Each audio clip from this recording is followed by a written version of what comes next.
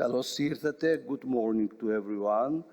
You are all welcome to this very interesting session about history and archaeology. The first speaker is the very well-known Professor Manolis Korres, a member of the Academy of Athens and Professor of Architectural History in the Polytechnion, we say.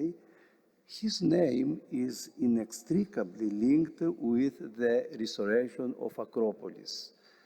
We are very interesting because we know that you have done wonderful research in this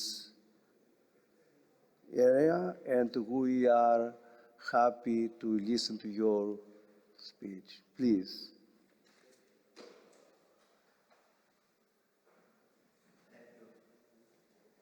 Thank you. Let me first express my gratitude to the organizers, especially to Professor Zerefos.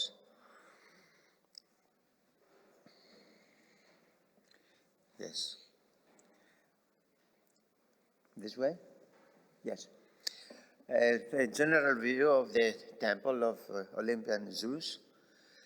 16 columns still standing out of originally 104. A remote aspect from the east with dominant element of the Acropolis and the temple with a backdrop of modern buildings.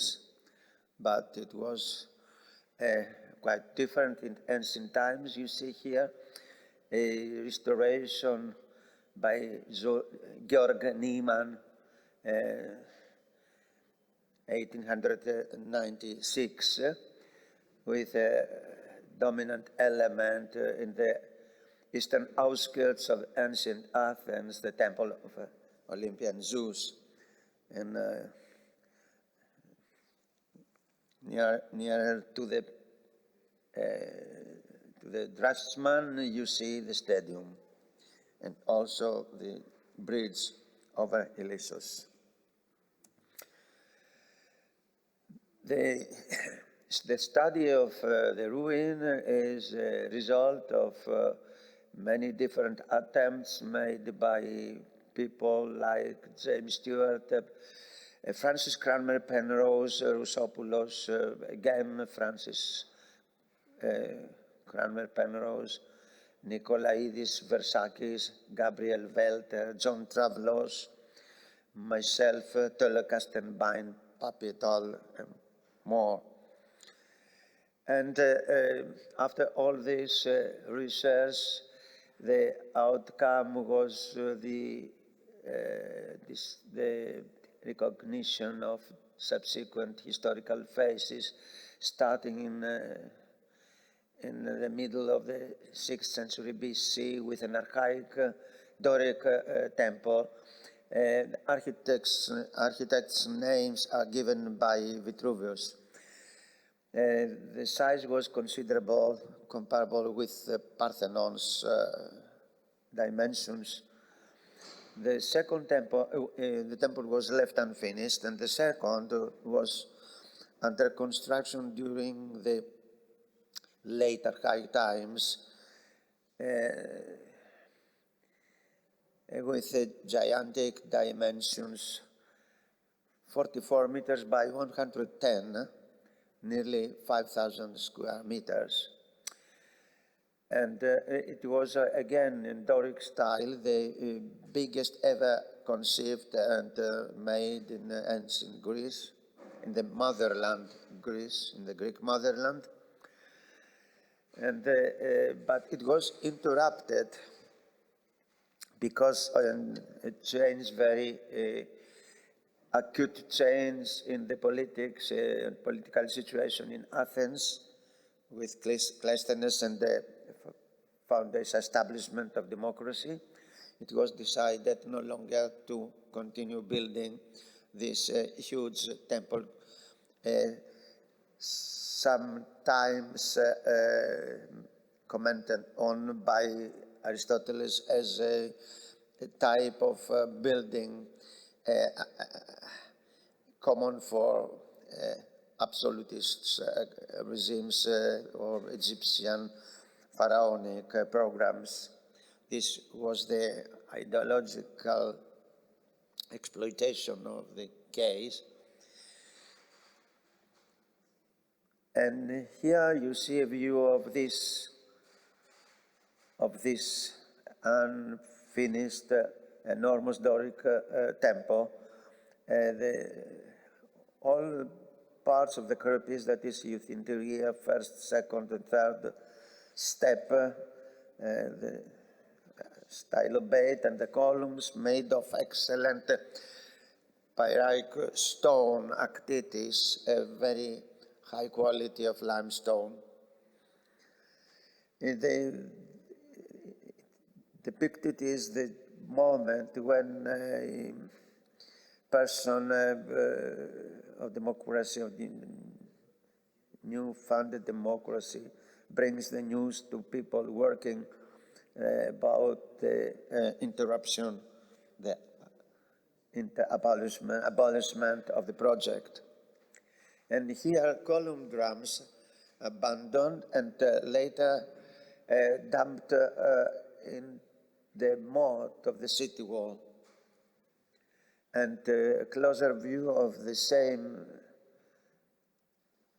and again here, measuring of diminution and entasis, that is the tupper of the particular drums is increasing towards the height, thus creating the famous entasis, a bulging, slight outward bulging of the contour of a column. It is remarkable that all details of this unfinished project are identical with details of a, again, unfinished predecessor of the Parthenon, the so-called older Parthenon. Actually, the phase before the older Parthenon, commonly termed the Parthenon I. You see a closer view of the fascia elements, decorative elements running along the lower part of the face of the steps.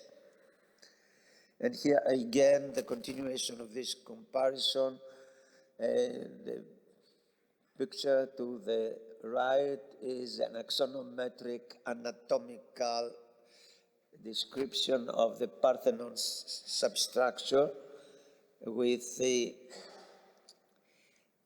three subsequent structural and historical phases of that, P1 Parthenon 1, P2 Parthenon 2, the first during the last years of tyranny, the second just after establishing the democracy, actually in the year 505 BC, and finally P3, the Periclean Parthenon.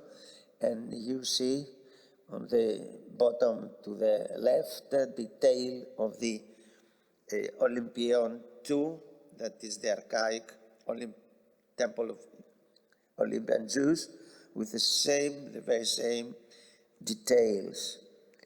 And here a view of the project abandoned, looked from the north, the backdrop, the island of Aegina, and you see they have finished columns without the scaffold.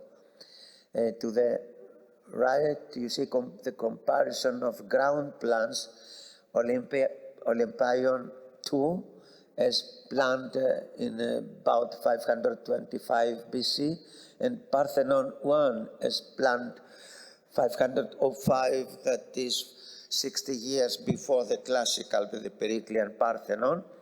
And to the bottom, to the left, the stelaobate, the massive foundation of the classical Parthenon. When the project was abandoned, material was reused for the construction of the city walls, especially of a gate for the street leading to the east.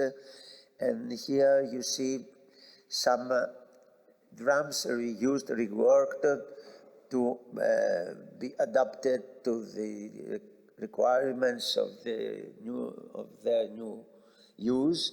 And to the right, the restored view of the gate looking east, and the front of it, the more famous Telma tes Athenas. And here the classical temple, commonly dated to the Hellenistic times, the third, the same place, Pentelic marble, very high, elaborated details. You see the lower part is still identical with that of the archaic Doric. So they had just to replace the uppermost course with marble and to continue with columns no longer in Doric but in Corinthian style. And here the upper part with column capitals, the tablature and the pediment and very fine details. A nice restored aspect, frontal view of the Corinthian capital, elaborated by Francis Crowner Penrose in 1851. And also the bottom left, you see a very nice personal trace left by the two people, Penrose and Wilson, a very small graffiti. Yeah, it's that small, very fine, very with thin lines, engraved on top of a column. And here to summarize the overall situation of the site, it is the temple in the middle, divided into two interior spaces, double colonnades with additional sets of 4 columns on either front of the cella, and 2 altars on either end of the area. A middle part of the courtyard paved with luxurious marble slabs, and the precinct made in the during the late phase, structural phase, under Hadrian. You see also the upper and to the right, the remnants of the city gate already mentioned. And you see the propylon and the southern retaining wall of the precinct. And here some remnants of the paving, marble paving, to the north of the temple, and most importantly, Pentelic marble gutter with underground conduit to lead to collect rainwater from the roof of the temple, a considerable amount of water. Imagine a heavy rain over 5,000 square meters, a considerable quantity, say 200, 300 cubic meters within an hour or two, to be collected into underground reservoirs situated to the west, to the southwest of the temple. And here the new a ground plan in scale 1:50, including all finds during excavations made by different people in the past. And a closer view of the same, you see also the famous fallen column stretching out to the north, and also the diggings and down to the bottom to the right, you see the still standing 15 columns with the fallen one 16. And here a more closer detail, northwest corner with fine measurings of all important elements, joints and iron clamps securing the corner. And in scale 1:20, you see we are always making a zoom into more details, each time more details, and now detection of the composition of superimposed missing components with blue and red lines, and of course with circles the original position of the Doric columns. And here the other end, the opposite end of the building, with the standing squares of the marble columns, including the substructure of them consisting of original stylobate blocks of the archaic Doric temple, now reused as substructure for the marble temple, and still further to more so intriguing details.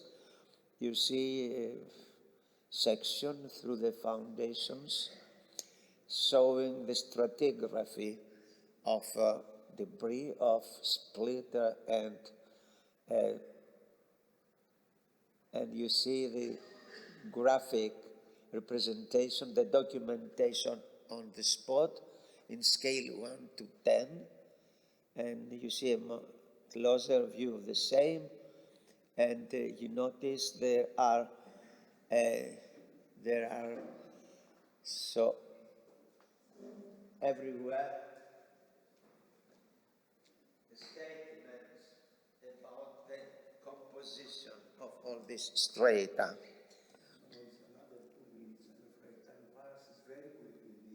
Yes. Okay, I will be finished now.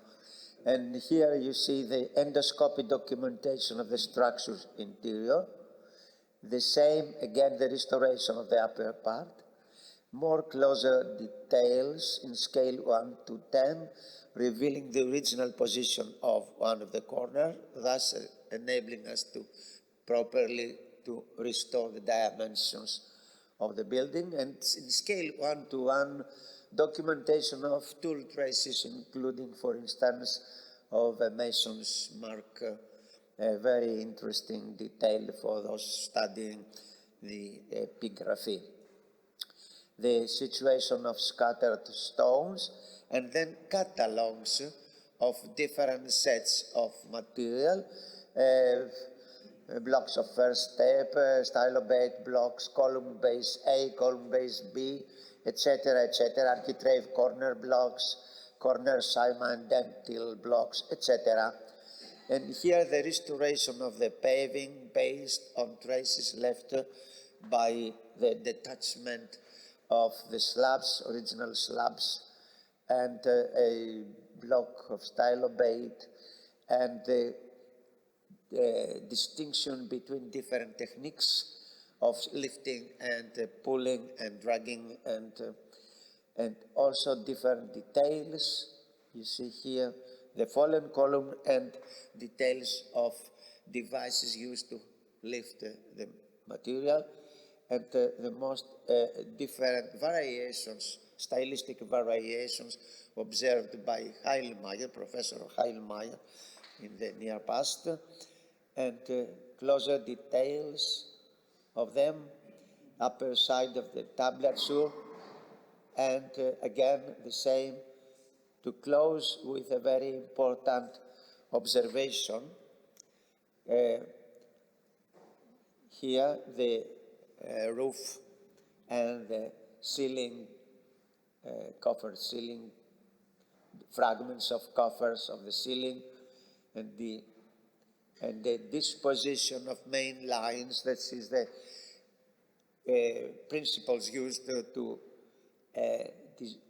in designing the building, the original form of the marble ceiling, and again the sets of different components, and the most important fragment of the corner on top of the building, enabling us exactly to restore the disposition of dentils and the very projection of the roof, and to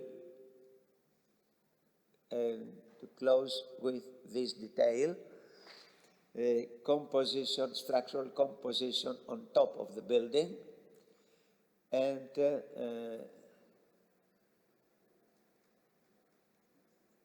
that. In studying the scattered fragments of the walls, we've experienced a surprise. Although it was known that the building was resumed in Hellenistic times with support by the king of, by Antiochus the Fourth, Epiphanes, king of in Antiochia of the Seleucid kingdom, with an architect, this time not a Roman architect. He preferred to use a Roman architect, Kossusius by name.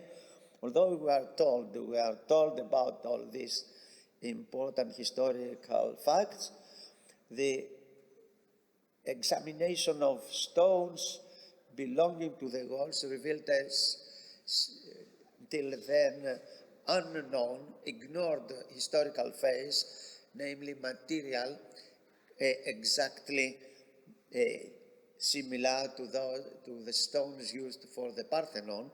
It is out of doubt that the building there was resumed in the late classical times, in the middle of the 4th century BC. This is a surprise, and now we can give an explanation for a peculiar statement given by Vitruve. Vitruve is mentioning this situation with Antiochus and Kossusius in the occasion of enumerating authors of books, authors of books on architecture, like, for instance,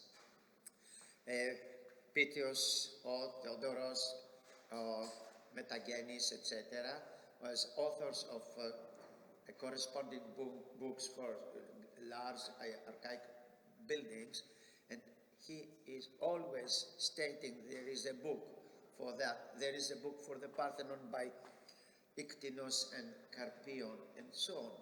But closing the statement and mentioning Kossusios states there is no book by him. And now we know why. Because the temple was already conceived by others 140 years before the king Antiochus. Thank you.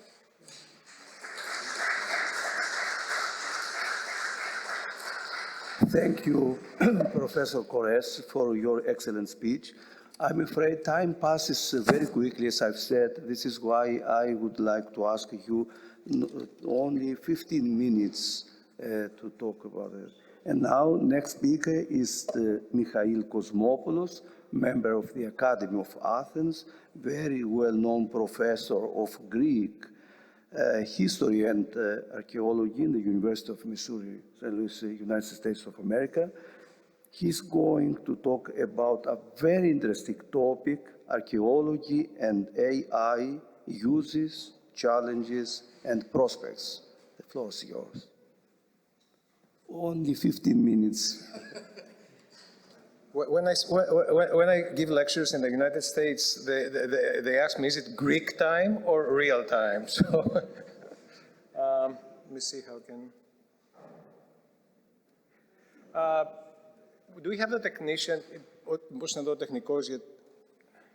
ωραία, εντάξει, ευχαριστώ. Ευχαριστώ, εντάξει, ναι. AI.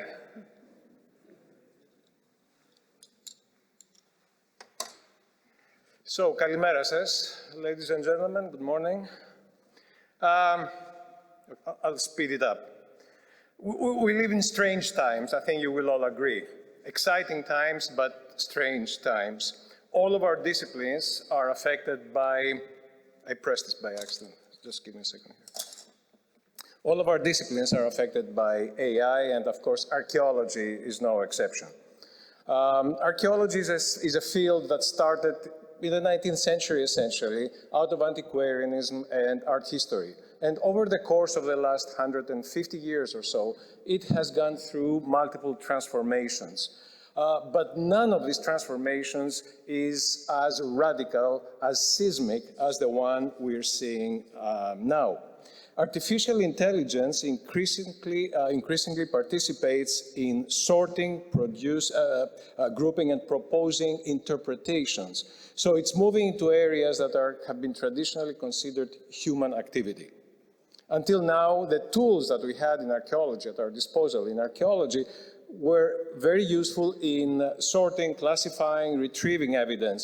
But now we are coming to a point where we have a tool that's actually infringing on the human domain of interpretation, thinking, and judgment. Over the past decade, there are thousands of publications that have come out regarding the use of AI in archaeology. It's a field that's rapidly expanding. What emerges as a common way of thinking about all this integration of AI into archaeology is whether AI can actually help us understand the past more accurately. Does it open genuinely new questions, or does it simply automate familiar procedures? And perhaps more importantly, what do we risk losing when certain forms of interpretation, as I just said, are delegated to machines? So the question is not anymore whether we should engage with AI. The engagement already happens. The question is how we do so critically, responsibly, and in ways that genuinely advance historical understanding rather than narrow it. Before proceeding further, I should clarify that this is a vast topic, and I cannot possibly cover everything in one talk. So what I will do is focus on four main areas where AI has found applications to archaeology. Discovery and detection of archaeological sites, artifact classification, decipherment of ancient texts, and preservation and management of cultural heritage. Perhaps no application of artificial intelligence in archaeology has produced more immediately visible results than its use in detecting archaeological sites.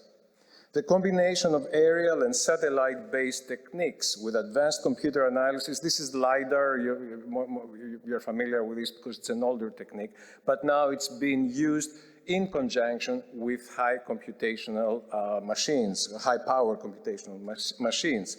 And this has transformed the way that we approach the landscape.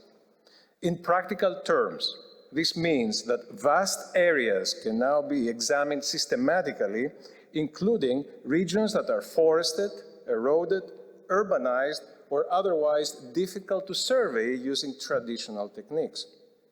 Computer systems are particularly good at noticing recurring shapes and spatial arrangements across enormous data sets, patterns that would be extremely difficult for a human eye to observe. So this is an important distinction.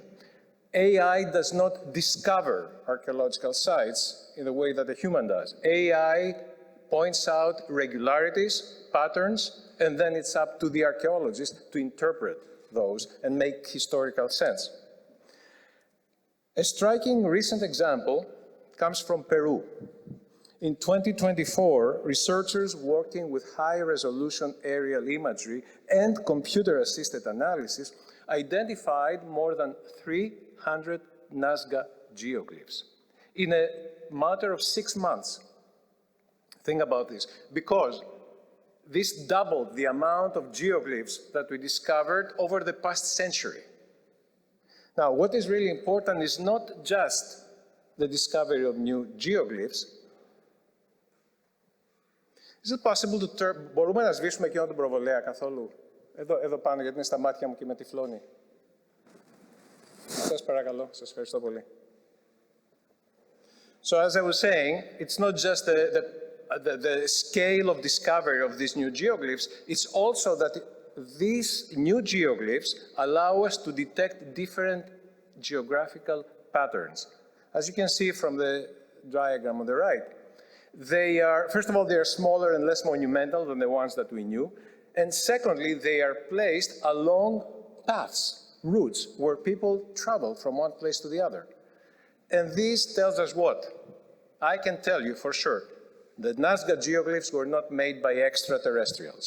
And they were not meant to be seen by extraterrestrials, no matter what Eric von Däniken might be saying about this. So this is a case where the application of AI allows us... Κύριε Θέμη, αυτή το προβολέα εκεί πέρα, αν μπορούμε.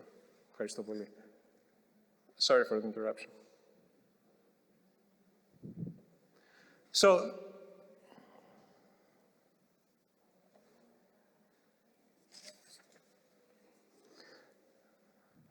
anyway, comparable results can be seen in Maya archaeology. I hope you don't mind, but I haven't restricted the paper just to Greece. I thought it would be nice to get a global perspective because many AI developments in archaeology are happening in the new world. So, as I was saying, in Maya archaeology, we have computer systems trained on aerial laser data, and they have revealed extensive architectural and settlement features beneath dense vegetation. On the left, you see here the pyramids at Tikal in Guatemala. This specific visualization was the result of thousands of hours of manual, human work. However, this massive data set now serves as essentially as a sort of a ground truth, a control sample, if you want. By using deep learning models, we can now automate the detection across the entire Maya area, scanning thousands of square kilometers in hours rather than years. Another example of how this is done is the photograph in the middle, and this is from the Wodan project in the Netherlands. Here, the AI is detecting prehistoric burial mounds near Celtic fields. You can see this is sort of a report card. You can see the green and the red. So basically, the greens are hits, the reds are misses. And what the AI does is, again, trying to detect patterns and anomalies and regularities. The success rate was about 75%. So about all the sites, because these were checked by humans afterwards. So the AI missed about 25% of the sites identified. So the logic is spread also in Europe, and here in Greece, like the ones in the right, to Avdira and Karditsa, they demonstrate the value of LiDAR for identifying subtle landscape changes. While these specific Greek projects are not yet AI applications in a strict sense, they illustrate the massive scale and interpretive bottlenecks that motivate our turn towards AI-assisted analysis. Excuse me. The second area in which AI has found extensive applications in archaeology is the classification of artifacts, especially pottery. And those of you who are archaeologists, you know that pottery is the archaeologist's best friend and worst enemy. Best friend because it helps us date very precisely archaeological layers, but worst enemy because in most cases we deal with thousands of little fragments, sherds of pottery, which we need to identify, and it's really a nightmare. Takes years of meticulous and labor-intensive work to do that. So what happens here is that computer-assisted systems offer partial automation of these tasks. You can see here how in the left-hand side, you see the actual sherds, and then the typology that is fed into the AI system, and then on the right, the reconstruction of whole vases by the AI system using characteristics of decoration and shapes. A major such initiative is the archaeological automatic interpretation and documentation of ceramics. It's an EU, excuse me, it's an EU-funded project that provides mobile and desktop application for the automatic recognition, classification, and documentation of pottery and other artifacts. I had more to tell you about this. I'm just skipping, I'm going quickly, and if we have time for discussion or questions later, we can expand. I'll be happy to answer questions. A third area is, of course, is inscriptions. For epigraphists and historians who work with inscriptions and fragmentary texts, AI has opened new possibilities for textual interpretation. One influential such system is Ithaca, a DeepMind, as in Google, DeepMind neural network designed to assist historians in restoring, dating, and locating ancient Greek inscriptions. Trained in, guess how many texts? It is trained in 80,000 texts. It achieves an accuracy of about 62% in restoring missing text. And when used by researchers, it improves collaborative accuracy between epigraphists and computers to 72%. A similar dynamic at work is in the reading of carbonized papyrus scrolls from Herculaneum. For more than 2 centuries, these texts had remained unreadable. Recent advances, combining imaging techniques with computer-assisted analysis, have allowed scholars to recover text without unrolling the scrolls. The Vesuvius Challenge, which is what you see here, is a machine learning competition launched in 2023 to decipher the carbonized scrolls from the Villa of the Papyri in Herculaneum. This specific scroll is a lost work of the Epicurean philosopher Philodemos, and it talks about music, food, and how to enjoy life. So this is one case where AI can help us in actually understanding better ancient scripts and even changing intellectual history. The fourth and final area that I will talk about today, in which AI is applied to archaeology, is management and protection of our archaeological heritage. AI enables methods for estimating where undiscovered sites may lie. This is different than what I showed you earlier with interpreting LiDAR. This is different in that these AI approaches analyze environmental, cultural, and also historical factors in trying to predict areas with possible archaeological sites with human activity. And these are increasingly valuable for preventive archaeology, allowing heritage authorities to assess archaeological risk before development, and we all know what risk development plays to our cultural heritage. So this allows us to assess risks before actual development takes place. Digital replicas, as you see on the right, and AI-driven reconstructions. I'm not going to show you, if you open the internet, it's filled, especially in the past few months, with AI reconstructions of archaeological sites and of people, the Helen of Troy and Achilles, looking like real individuals. I know, 2 minutes, I'm almost done. So this is not worth talking about, this is not real archaeology, but in real archaeological projects, we can use them to create digital replicas of sites and monuments, and this allows us not only to understand them better, but also to preserve them for posterity. Now, all these achievements that I summarized before should not blind us to the dangers, risks, and challenges that we face with AI. The first of these is the reliability of our data. Archaeological data are often uneven, incomplete, and shaped by older classificatory systems. When computer systems are trained on such data, they risk turning provisional scholarly categories into fixed outcomes. For example, Archaea, this is the archaeological automatic identification for pottery, the project, the EU-funded project I mentioned earlier, achieved about 75% accuracy, which means that 1 in 4 identifications is wrong. These errors, now this is important, so bear with me about this point, because if we don't catch those errors and we use them for our interpretation, then they bias and they alter our interpretations, the historical conclusions. So this is a very important problem. The second problem is epistemological freezing. Archaeological interpretation has always involved categories that remain open to revision. By contrast, these systems are designed to fit new material into existing categories. Imagine, for example, an AI system trained in a 20th century classificatory system. What this does is creates outdated results. So it is very important that we remain flexible about the epistemological principles of which we use to train AI. The third issue is digital divides. Processing LiDAR data requires cloud computing that can cost thousands of dollars. And unfortunately, the areas where they have important archaeology do not have the resources to dedicate to this kind of investment for cloud computing.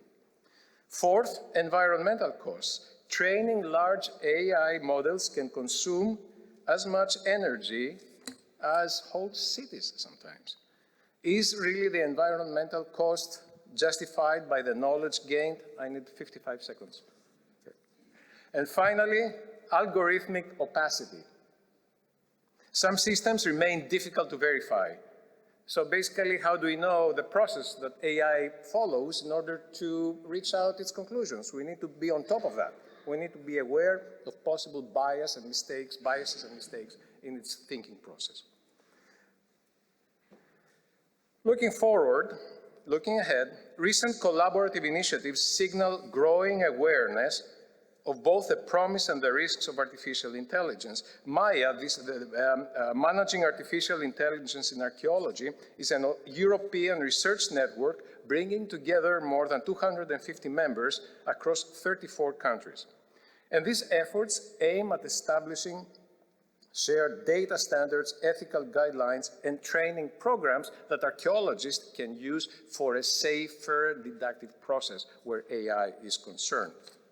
As we build these collaborative frameworks, it's worth noting that the applications that I have discussed represent only part of a rapidly expanding landscape. There are other areas in archaeology where AI is expanding. Bioarchaeology, for example, where AI can be used for DNA analysis to trace human migrations. Early robotic systems have been tried for excavations. Real-time field AI-assisted computer networks for processing of finds as they happen, and long-term cultural change explanations. All these achievements are genuinely impressive. They demonstrate that artificial intelligence can extend human cognitive capacities in ways that advance archaeological knowledge. But the most important lesson is that machines cannot replace, I repeat, machines cannot replace, no matter what Elon Musk wants you to believe, machines cannot replace human judgment. More accurate and useful results are produced through human-machine collaboration. Archaeology, ladies and gentlemen, is at its core a humanities and social sciences discipline. We study material remains, not for their own sake, but to understand the people who made and used them, their beliefs, their societies, their cultures, their lives, even their deaths. No computer system can perform this act of historical reconstruction. So our task, let me close with this. Our task is, I think, not to resist these tools, because I've heard about this in archaeology. We can't resist the application of AI. But our task is to use it widely, critically, and in service of the humanistic mission of archaeology. Thank you very much.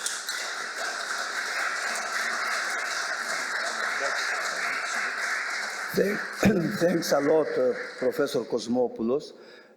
I have to add the word geoglyphic in the dictionary of the Academy of Athens. You see the powerful Greek that both morphemes are of Greek origin.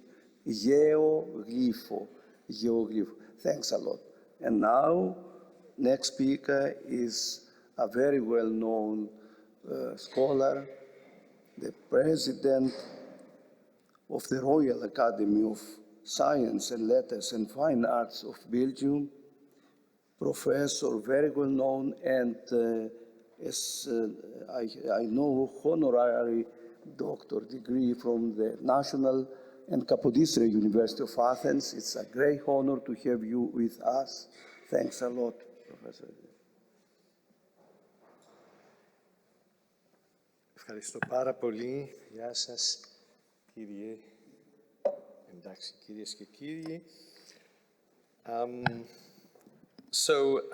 Having been invited to talk about archaeology, I will discuss neither a practical case. I will try to. Okay. Neither a practical case, as for example, my excavation in Eastern Crete, and it would be probably interesting because we have found a kind of palestra which could be very similar to a gymnasium as in the same context as Plato's Academy, nor will I really address the methodological considerations in the technical sense of the term, and Michalis Cosmopoulos insisted on it. I would like to briefly examine the evolution in a broad sense of the discipline of archaeology and the importance of archaeology in contemporary society. In doing so, I will attempt to show how archaeology has been associated with developments of the academies and consequently how the role that we can attribute to the academies in contemporary society is remarkably similar to that of archaeology today. So the time I've been allotted will only allow me to address three aspects of the rather parallel development of archaeology and academies. So the similar evolution, the similar history from nationalism to international networks, an illustrative example of the virtues of multidisciplinarity, and finally, the similar social responsibility of archaeology and academy. So let's start with their historical background. Archaeology is a science that emerged at most the same time as the development of the academies of sciences and letters in Europe. Academies which, from the very beginning, supported archaeological enterprises. The Academy of Sciences in Paris was founded in 1666, 15 years after the discovery of the Venus of Arles, which stimulated interest in excavation, as was the case with the tomb of a Frankish king, Childeric, father of Clovis, unearthed in 1653 and published 2 years later, quite soon, by a doctor named Jean-Jacques Chifflet. We clearly see the discipline emerging both in a highly interdisciplinary environment and in a context of national history. In the 18th century, archaeology was primarily concerned with producing sources for a national narrative. The idea of a survey of the antiquities of Gaul, for example, began to emerge. This project was funded by Necker himself and supported by the Académie des Inscriptions et Belles-Lettres, founded in 1663. It was a member of this academy, Count de Caylus, who published a 7-volume study of Egyptian, Etruscan, Greek, Roman, and Gallo-Roman antiquities in the mid-18th century. Caelus is now considered one of the founding fathers of archaeology because of the attention he paid to objects for the historical and technological knowledge they brought of ancient worlds. He had these objects carefully drawn, studied their manufacturing techniques, and organized them into typologies. Caelus delivered numerous lectures on contemporary excavations at the Académies des Inscriptions et Belles-Lettres, demonstrating the centrality of this emerging field of archaeology in the discussions of the academies of the time, which often financed archaeological explorations.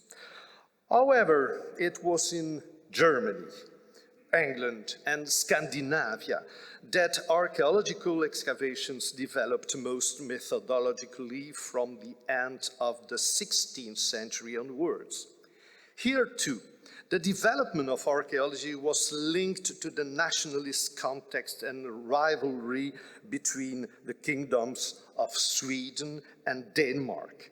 Archaeology thus entered the university system barely 2 years after the creation of the Royal Society. In 1662, Uppsala University created the first share of archaeology, held by Olof Verelius, a contemporary of a botanist and physician, Olof Rudbeck, whom some consider to be the inventor of stratigraphy. In Germany, Leibniz himself, the first permanent secretary of the Prussian Academy of Sciences, encouraged the development of archaeology in order to better understand local history. Thus, these regional histories, which archaeology gradually brought to light, played an important part in the rise of European nations from the end of the 18th century onwards. And with them came the rapid growth of archaeology. This boom was further driven by the colonial policies of modern states, mainly starting with Bonaparte's expedition in Egypt at the end of the 18th century, which proved to be one of the first major illustrations of the importance of science in the strategies for conquest in the East. You know that Bonaparte's army was accompanied by a corps of 167 scientists, engineers, and also illustrators, who form the Commission of Sciences and Arts of Egypt. At the same time, in 1798, Lord Elgin was sent by King George III as ambassador to the Sublime Porte, and we know what happened to several pieces of the Greek archaeological heritage, and not only to the Parthenon marbles, in fact. And I will not focus here on Sargon's palace in Khorsabad for the Louvre, or the decorated gate of Nimrud on display at the British Museum.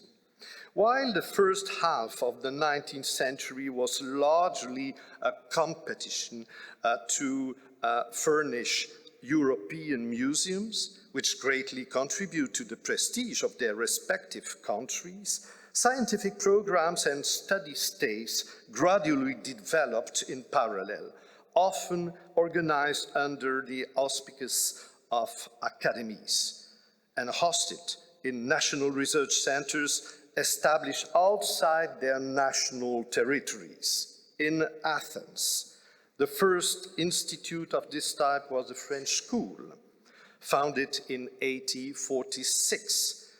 Foreign schools launched ambitious archaeological projects, particularly at a major sanctuary such as Delos, Delphi, Olympia, and the cities in Asia Minor as Pergamon or Miletus, to name but a few examples in the field of ancient Greek culture. In 1881, the Americans founded the American School of Classical Studies at Athens and began exploring Corinth in 1896 before starting excavations of the Agora of Athens in 1931, at a time of our history when democracy was under threat in several European countries. I will come back briefly to this excavation of the Agora at the end of my talk. But again, most of these archaeological institutes in Athens are linked to their national academies, as it is the case for the new institute recently created in 2024, the Chinese School of Classical Studies, established by the Chinese Academy of Social Sciences. It was also within the academies that scientific topics of great importance were debated, in which archaeology plays a significant role. This was the case with the theories of evolution, which greatly benefit from archaeological discoveries, particularly in the Somme Valley in Abbeville, for instance. These theories were fiercely debated within academies, particularly at the Académie des Sciences in Paris, which rejected a study by Jacques Boucher de Perthes, the archaeologist, and refused to admit Charles Darwin as one of its members during the elections of 1870 and 1873, before eventually electing him in 1878.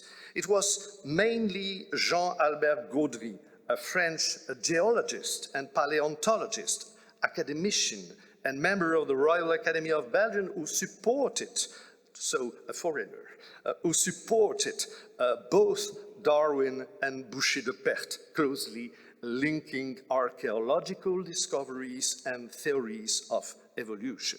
It's well known that archaeology accompanied or even preceded armies, serving the prestige of colonial states, even beyond the borders of their own colonies. At the same time, academies also reinforced national prestige. It was only after the trauma of the First World War that academies were motivated to forge strong transnational institutional ties beyond the interpersonal relationships that had always existed. The creation of the International Union of Academies in the field of humanities and social sciences in 1919 is an excellent example of this. This union originally brought together 14 national academies, there are now around 60, and decided to strengthen international collaboration on medium and long-term research projects. Here too, the first project supported by this union of academies, 6 at the beginning, was related to archaeology, the Corpus Vasorum Antiquorum, which now comprises more than 400 volumes and cover 29 countries.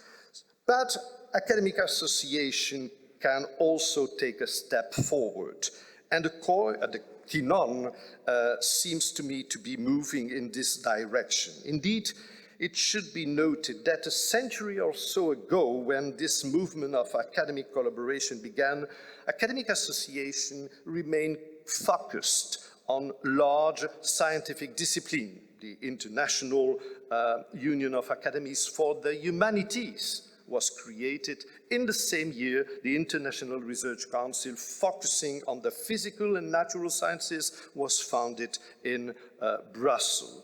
I cannot resist seeing in the ambition of this Koinon a further step forward towards a much more fruitful interdisciplinary dialogue among scientists in the humanities, social sciences, physics, natural sciences, medicine, and technology. Academies are indeed the ideal venues for such a dialogue, which is far from being developed to the same extent in universities or certain research centers. I see that I am in the red, so I go faster, and I would tend to consider that archaeology in this multidisciplinarity aspect has undergone a revolution in recent decades. Michalis insisted on this, and I do not come back on this fact, but this evolution is comparable to that experienced by biological science with Pasteur. Indeed, like biology, archaeology is a science of observation, but Pasteur succeeded in transforming biology from a speculative discipline into a rigorous experimental science, notably through the use of high quality, where is Pasteur? Anyway, there he is. High quality microscopes. Today, the living world is one of the infinitesimally small. The same is true in archaeology, which is increasingly becoming a science of objectification, interested in the infinitesimally small. Sieving sometimes provides much more information than the artifact they are directly collected in the excavation site. Archaeology, as a science of observation, must now be as much concerned with the immediately invisible as with the visible. And this brings me to the final point I would like to raise.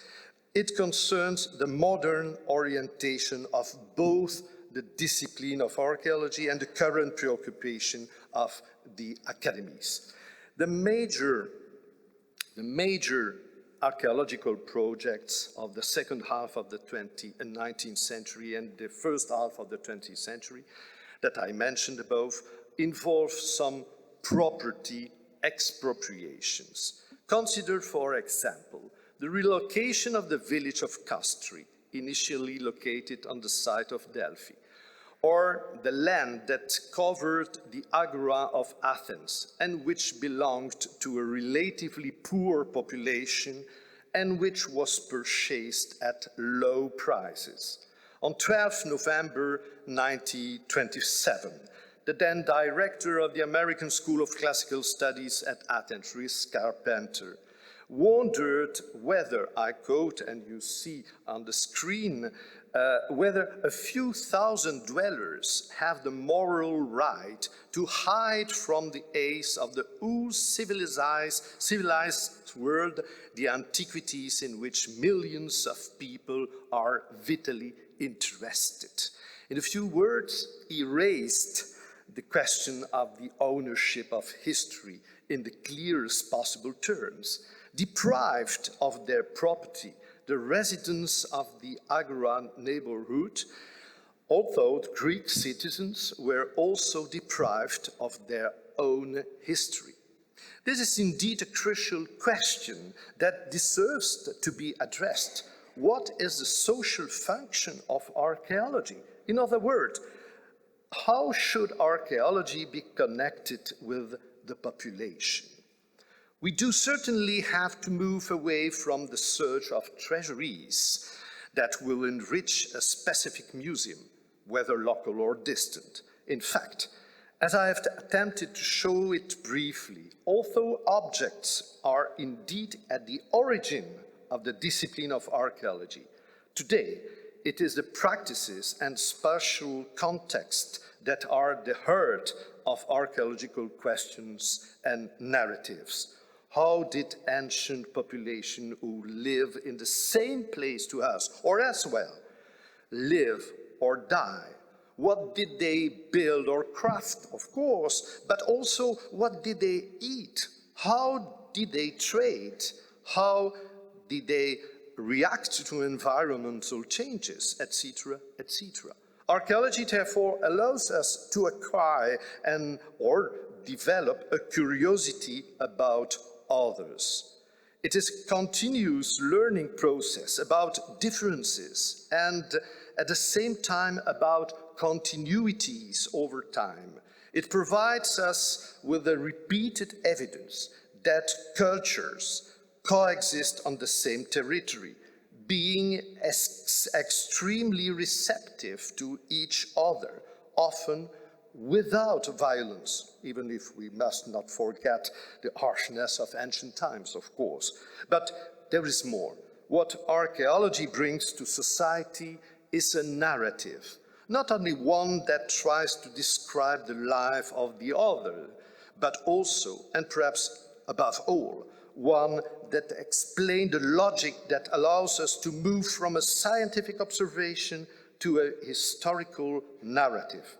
Archaeology today is no longer only a positivist science that describes a civilization through the collection of its artifacts. Rather, it is a science that reconstructs practices and context according to an approach that we must explain to the public. In this way, it can help to develop critical thinking, but even more, scientific curiosity. This is easier to achieve when we create links between current population and those who preceded them on the same land. Archaeologists today have a moral obligation to communicate their discoveries and their methods to a large public. And I believe that academies today have the same moral obligation to communicate about scientific issues, topics under discussion, and different approaches applied to the same problem. In short, to outreach, to talk about science to citizens, because people matter. This mission is an historical one for the academies, and I hope that the international community of academies that is emerging will place at the forefront of its mission the need to develop scientific curiosity among the population, to highlight mistakes as well, dead ends and disagreements about and among researchers, and most of all, to enhance the value of differences and dialogue. And I thank you, the time has concluded. So, thank you.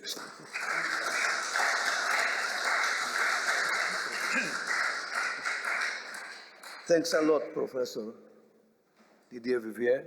And since I am from East Crete, we are grateful to you for your excavation and research done in Crete. Οι Κρητικοί σας αγαπούν και σας θαυμάζουν. Μιλάτε εξάλλου άπτεστα νεοελληνικά και δείχνετε την αγάπη σας και προβάλλετε τον πολιτισμό της Ελλάδας και σας είμαστε ευγνώμονες από το υψηλό αξίωμα σεμνά και αθόρυβα. Ξέρω πολλούς κριτικούς που σας θαυμάζουν για όσα σπουδαία κάνετε και την απλότητα του χαρακτήρα σας. Να είστε καλά.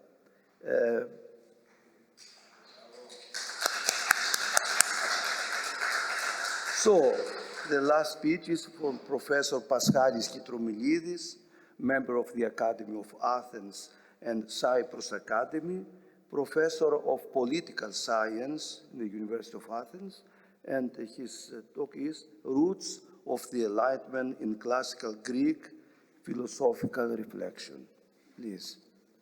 Only 15 minutes, because then there will be no enough.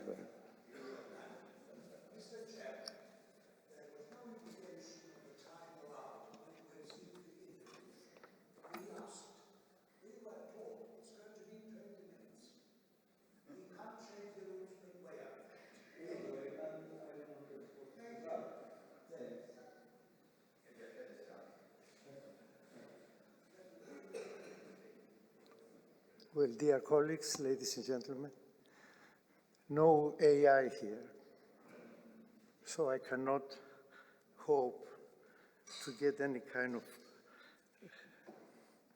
help in shortening this talk, which is going to transmit you from about 4,000 years ago to the early modern period, and reflect a little bit about reception of classical ideas into modern culture. Modern philosophy and modern political thought emerged and developed as challenges and fundamental critiques of medieval Aristotelianism. The commanding position of Aristotle and Aristotelianism in medieval thought made the gropings of modern philosophical reflection ipso facto attempts at liberation from that part of the Greek heritage which weighed heavily upon the conventional culture of Christian Europe. The reorientation of intellectual life at the dawn of the modern age had two major consequences. What was conventionally understood as Greek learning was pushed aside as a step toward the emancipation of the European mind. This attitude eventually escalated in the 17th century in the quarrel of ancients and moderns, from which, of course, the moderns emerged victorious, triumphant. Fontenelle in France and Jonathan Swift in England, to mention only the best-known names in the quarrel, guaranteed with the wit of their criticism the victory of the moderns. The definitive dislocation of the ancients as authoritative sources and guides in the struggle for finding the truth about nature and humanity, that is, as guides on the way to knowledge, was eventually brought about by the new epistemology proposed by towering figures in the initiation of modern philosophical reflection, especially Francis Bacon and René Descartes. Bacon's great instauration represented a dynamic call on behalf of empirical observation and experiment, and the abandonment of ancient hearsay, as he called it, as the only way in the study of nature. Descartes, with the new rules for the guidance of the mind, brought about an epistemological revolution away from the supposed authority, but in fact ignorance of the ancients, especially in connection with the understanding of the natural world. The Enlightenment emerged exactly from this intellectually revolutionary reorientation. We are left, therefore, with a rather puzzling query, which quite reasonably might ask, what is left of the heritage of classical learning in the formation of the culture of modern Europe? The role of classical learning in the articulation of the ideas of the Enlightenment. Before taking up that question, nevertheless, let us step back for a moment and have a further look at the revolt against Aristotelianism at the dawn of modernity and the consequences of that revolt. One very important consequence was the rediscovery of Plato, a development that became an integral component of the Renaissance. The rediscovery of Plato added a serious philosophical dimension to the Renaissance, especially to Renaissance political thought, as witnessed by the writings of Marsilio Ficino and Pico della Mirandola, and of course, Erasmus and many others. To a considerable extent, the presence of Plato represented the response of modernity to discredited medieval Aristotelianism, but at the same time retained the Greek philosophical heritage as part of the intellectual culture of modernity. We should, in justice, and especially in this environment, recall the contribution of the 15th century Greek philosopher George Gemistos Plethon, who in a series of lectures in Florence in 1439 stressed the differences between Plato and Aristotle, and thus contributed to the recognition of the continuing relevance of Plato's thought for philosophical learning. And it is interesting that this particular set of lectures, known by his Latin title, De Differentiis, is surviving and transmitted in many manuscripts in libraries, especially in Florence, which is an indication of the appeal of Plato's lectures at the time. A further contribution in this direction by a Greek scholar was the editing and publication of Plato's complete surviving works by Marcus Musouros in Venice in 1513. And this is how the study of Plato begins in modern culture. The further unfolding of Plato's reception in modern thought cannot obviously be presented here. We should be reminded, however, that despite the victory of the moderns in the quarrel of ancients and moderns, especially in the domains of epistemology and natural science, Plato remained a respected and inspiring presence, as suggested, for example, by the Cambridge Platonists in the late 17th century. This was exactly the philosophical heritage taken over by the Enlightenment. Plato remained a significant presence in philosophical reflection, especially in the German Enlightenment, thanks to the important translations of his works by the Socrates of Berlin, Moses Mendelssohn. From Mendelssohn to Hegel's phenomenology of the spirit, the German Enlightenment carries out a substantive conversation with Plato's ideas, especially on questions of knowledge, morality, and law. Immanuel Kant, in turn, engages with Plato on questions of epistemology, the theory of ideas, and the theory of the good, claiming, in fact, that he understands Plato better than Plato understands himself.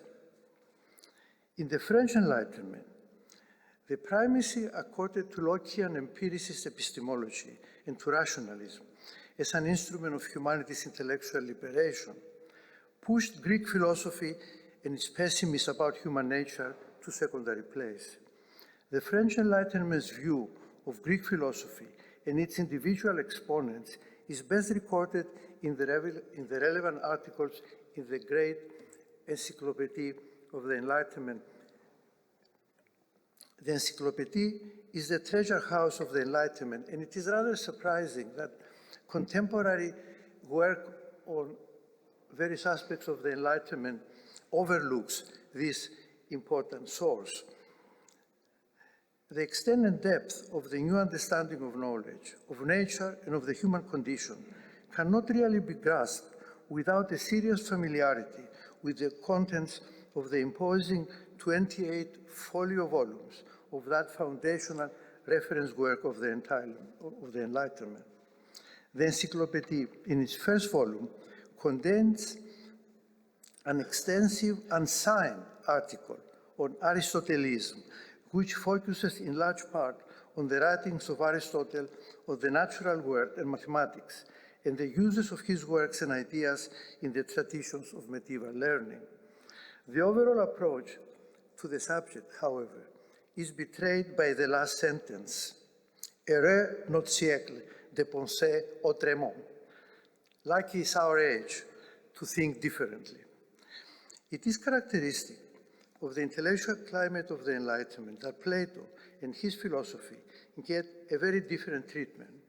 In volume 12 of the Encyclopedia, there are 3 articles on Platonism, signed by the prolific contributor to the Encyclopedia, Le Chevalier de Jaucourt, Platonicienne et Aristotélicienne, Platonisme ou philosophie de Platon, Platonisme et théologie. Of the 3, the most interesting is the article on the conflict between Platonists and Aristotelians in the Renaissance. It mentions the contribution of Gemistos Plethon, who is characterized a wise man, homme savant, l'un des beaux génies de son siècle.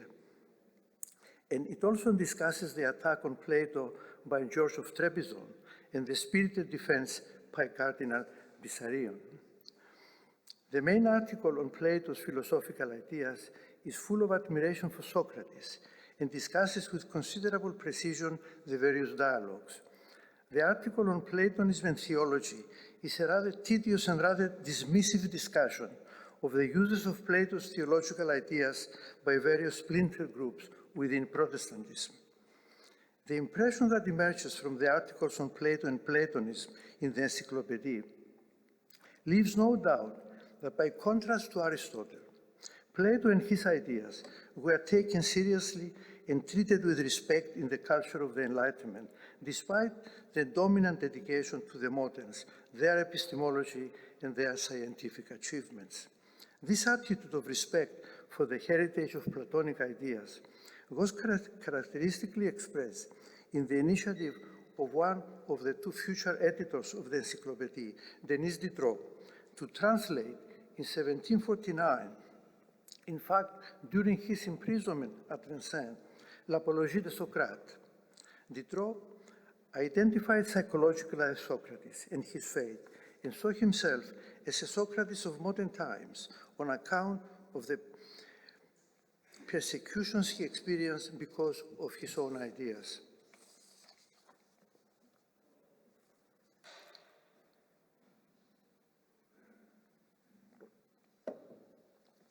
The foremost critical mind in the Enlightenment, Jean-Jacques Rousseau, citoyen de Genève, engages more seriously with Plato than probably any other of the Enlightenment authors writing in French. Rousseau, as a young man, had read Plato's complete works in Latin translation and developed a great admiration for the Greek philosopher. In Emile, his pedagogical treatise, he calls the Republic an admirable book on public education. In building up the model of his Spartan city, Rousseau finds a lot to admire and to wish to imitate in Plato's understanding of the law and the role of the legislator, especially as those subjects are treated in the philosopher's last dialogue, the Laws.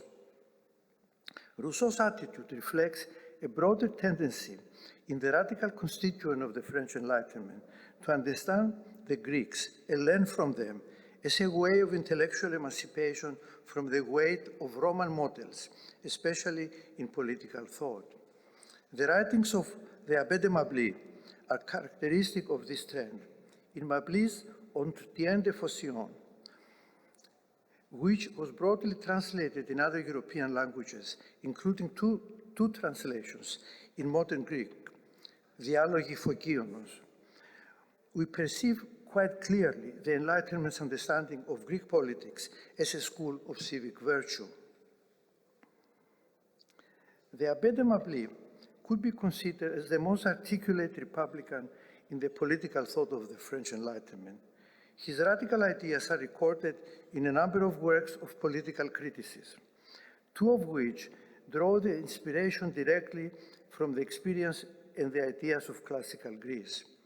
In the Entretien de Phocion, 1763, he focuses on the relationship of morality and politics, which he sees ideally exemplified in the disinterested heroism of Phocion and his dedication to the public good of his city. Phocion was Plato's student in the Academy, and through his honesty and attitude in public issues in 4th century Athens, he gained the reputation as the embodiment of justice. His life was written by Plutarch and Cornelius Nepos, and these were Mably's main sources. Mably also wrote Observations sur l'histoire de la Grèce in 1766, which is a work that records his impressions of Greek history and political practices and ideas as they were understood by the radical Enlightenment.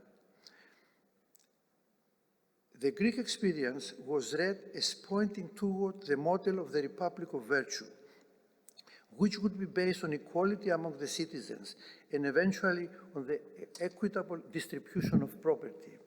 Large-scale inequality of wealth was seen as a threat to virtue and to liberty in the Republic. We should note, of course, that all this writing about Greek antiquity and especially classical culture in the 18th century preceded the serious historical research and writing on Greek antiquity, which developed mostly in the 19th century. The Abbé de Mably died just on the eve of the French Revolution in 1785.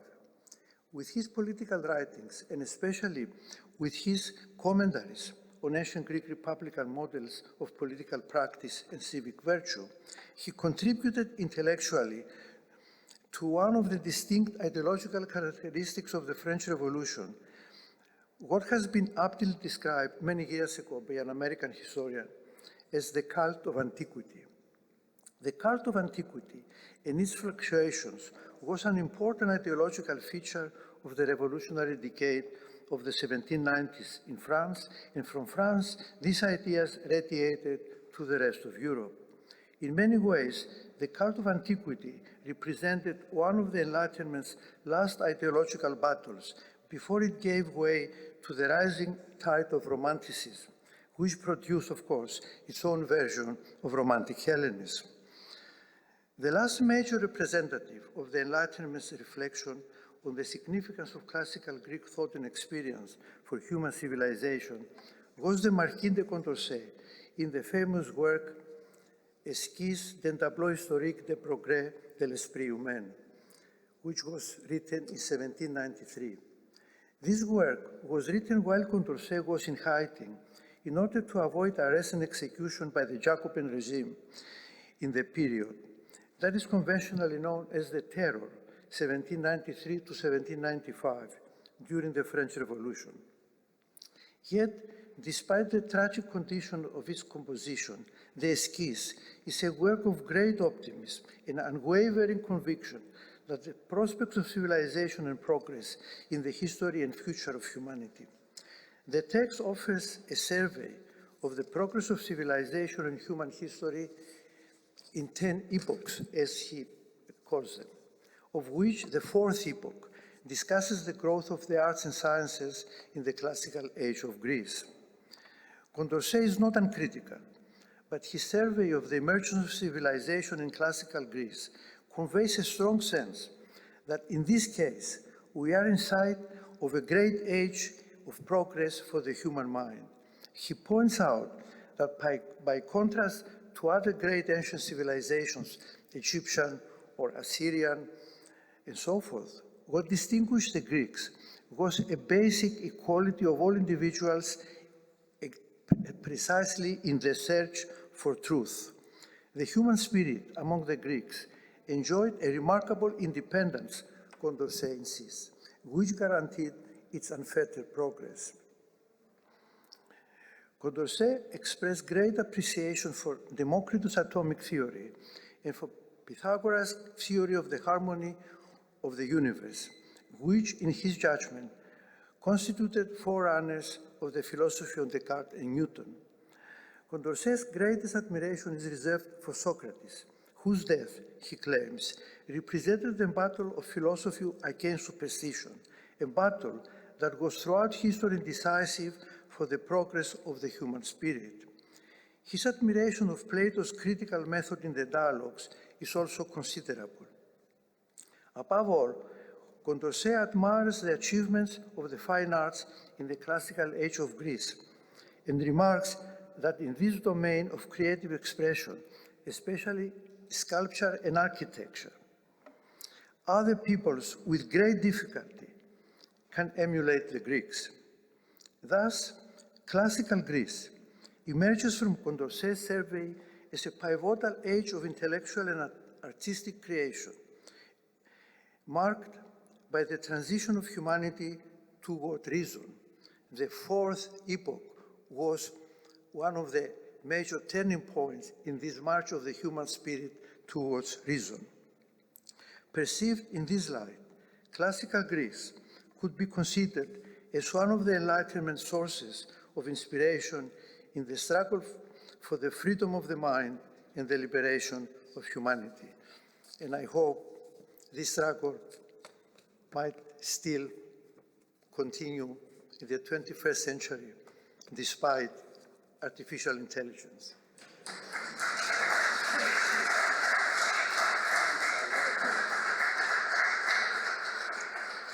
Thanks a lot, Professor Kitromilides. And now we will have a break, and please don't forget that we will return here 11:30. Thanks.